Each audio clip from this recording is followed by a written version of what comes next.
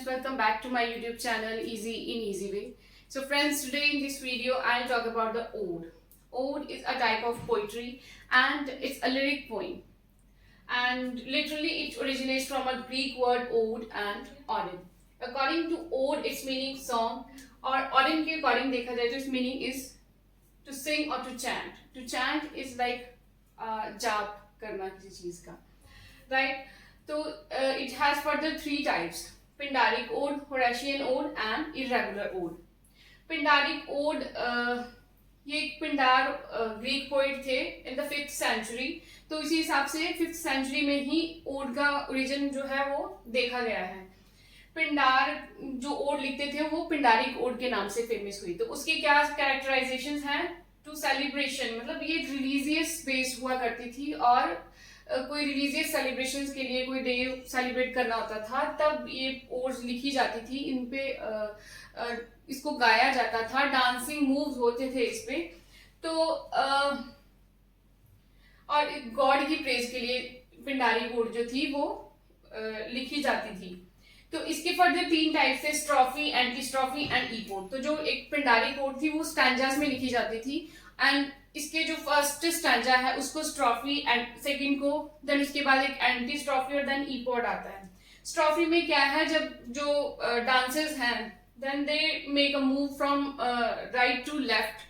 जब वो dancing move जो अपने हैं वो राइट टू लेफ्ट लेते थे तो उस स्टैंजा को स्ट्रॉफी बोलते थे.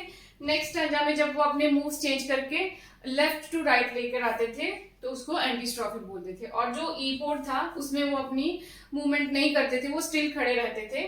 तो इस तरीके से पिंडारी कोड जो थी हुआ करती थी. और इसकी एग्जांपल देखें तो थॉमस ग्रे ने लिखी है एक प्रोग्रेस ऑफ पोइजी, ये इसकी बेस्ट एग्जांपल है. नेक्स्ट हम बात करते हैं इर्रेगुलर ओड. इसका ओरिजिन इसी से निकल करके आया, पिंडारी कोड से ही. और एक अब्राहम कॉले करके एक पोइट है इब्राहिम कॉले करके एक पोइट है, उन्होंने इसको लिखना शुरू किया और इन्हीं का पैटर्न फॉलो किया. मींस उन्होंने इसको कोई एंटी स्ट्रॉफी, स्ट्रॉफी या ईपोड का स्ट्रक्चर नहीं उठाया, जस्ट इनकी जो थी फॉलो किया पिंडारिक ओड को, but without these characteristics of this Pindaric ode, right. बस उसमें सिर्फ एक राइमिंग स्कीम हुआ करती थी, बाकी उसमें कोई स्टैंजा या कोई कपलेट कटन करके कुछ नहीं था. और उसी इन्हीं के नाम से इसको कॉलियन ओड के नाम से भी जानते हैं या फिर इसको सूडो पिंडारिक ओड भी बोलते हैं. इसकी बेस्ट एग्जांपल की बात करी जाए तो ode to the west wind जो कि पीबी शैली ने लिखी है, ये इसकी एग्जांपल है. नेक्स्ट हम बात करते हैं होरेशियन ओड. तो जब हेलेनिस्टिक पीरियड आया 7th सेंचुरी में, तब एक होरेस वाल्पोल नाम के पोइट थे, उन्होंने इसको लिखना शुरू किया.